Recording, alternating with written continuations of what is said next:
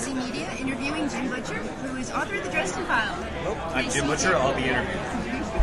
Okay, just want to say I finished reading Proof and Guilty just a little while ago, and I have a real quick question before the serious interview. Okay. Justin's behind everything, isn't he? Justin's dead. Okay, he's dead. He's dead. He's dead. Very dead? D-E-D dead. Are you ever going to change your answer, Dad? Dead. All right. All right. What was your reaction when you heard that James Marsters, better known as Spike from the Buffy and Angel series, was going to be the voice for your books?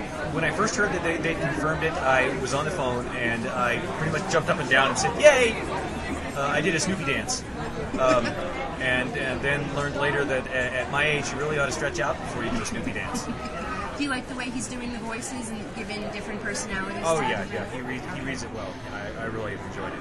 Okay, awesome. What characters, if any, did you pull on from like personal people in your life? Like, for instance, how close are Frost and Mouse to each other? Oh, my dog Frost is exactly like Mouse. If Frost was huge and really secure, Frost is far tinier, and he's totally insecure, and he's paranoid about everything. And he's soft and fuzzy and useless in a fight.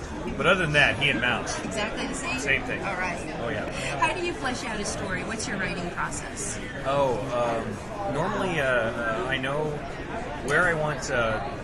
normally I can see what I want the story climax to be ahead of time. So I know more or less where I'm going. Normally I have 3 or 4 things that I want to be sure I hit before I get to the story climax. And then there's a bunch of little moments that get thrown in that I want to make sure I get that moment in. I want to make sure I get that the gay joke in between Harry and Thomas, because that's the only explanation that possibly makes any sense from an outside observer. Once I know all those things, then I'll have a general idea of what I want the plot to be, and I'll start figuring out what characters I need, which of the ongoing cast will be best suited to actually showing up and helping. Then after that I can design any extra characters I need to get going, and then start writing. Okay. Now this January, the Dresden Files has made it to Sci-Fi Channel as a TV series. Did you get to visit the set and take a look around? Yes, I did, in Toronto. It was extremely interesting. Although I will say that the movie business has got to be one of the most boring businesses to actually work in the whole world. Because every time they film something, they have to film it, and then they film it again, and then they film it again. And then they move all the cameras around. Like 3 times, maybe. And then they film it again and again and again. Yeah, like 3 times, maybe. And I was there in set for like 6 hours, and I got to see them make about 45 seconds a movie. It's like, oh my goodness, I can't even imagine that. Wow. So it's, it was really interesting to get to go see. Everybody was really nice. I got to meet several of the actors and the crew and the producers and so on. And they just seemed like a really great bunch. Awesome. Who do you read when you're not writing? Well, actually, I have to read while I am writing in order to keep things going. I read all the time.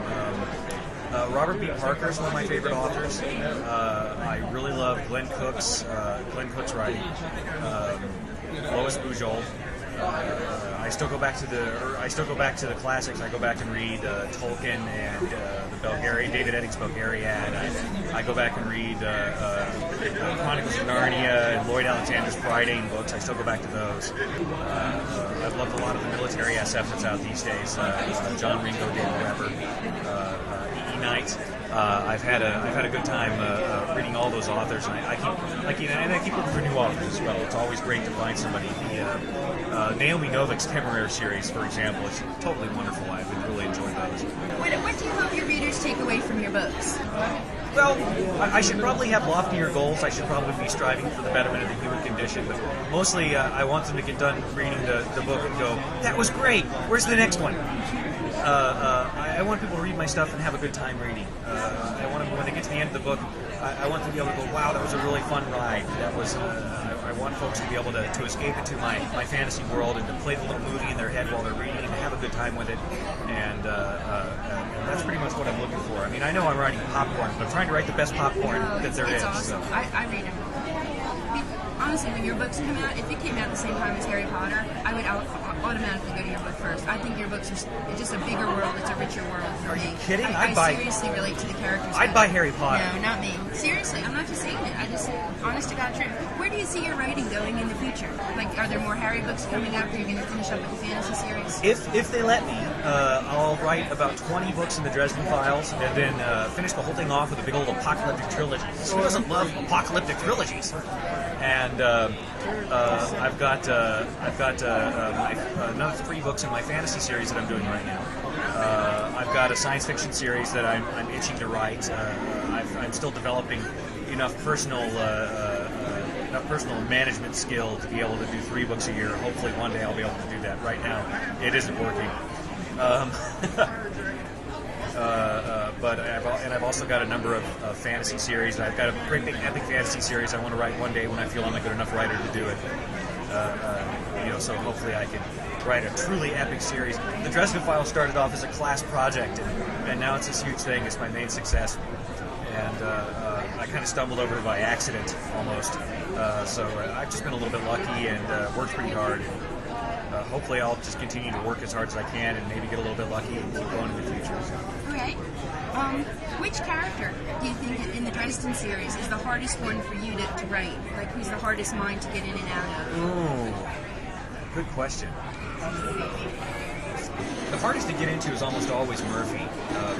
Karen Murphy's a female cop, and she's a very different person than I am. I'm not especially feminine. Perhaps you could tell. And she was always the most difficult for me to get into her head. The person who's most difficult to get out of, though, is Bob the Skull, because once I unleash the snark, the inner demon of snark that is Bob the Skull, it's awfully difficult to get my lips under control. And after I've got done with it, maybe I really shouldn't be saying that out loud and in public. Oh yeah, I better reel back on Bob. It's always awkward. And real fast, we heard that Sharon, your wife, has a book coming out next year. Shannon, my wife. Yes, indeed. Okay, do you want to give us a name and release date, little information about that? Her first book is called No Regrets.